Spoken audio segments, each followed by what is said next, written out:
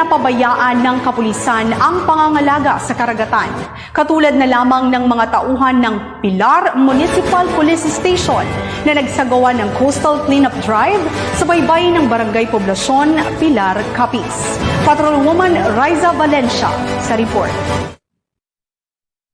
Nagsagawa ng Coastal Cleanup Drive activity ang mga tauhan ng Pilar Municipal Police Station sa baybaying dagat ng Barangay Poblacion, Pilar, Capiz nito lamang ika-4 ng Mayo taong kasalukuyan.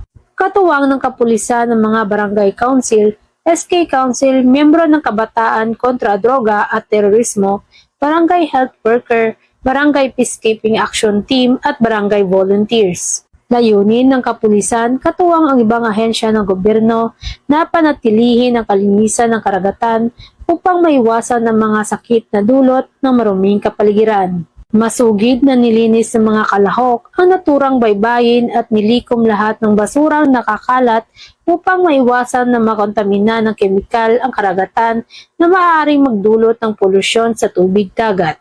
Mula dito sa Police Regional Office 6, ako ang inyong PNN Correspondent, Patrolwoman Riza Valencia, alagad ng batas, tagadaguyod ng balitang pulis.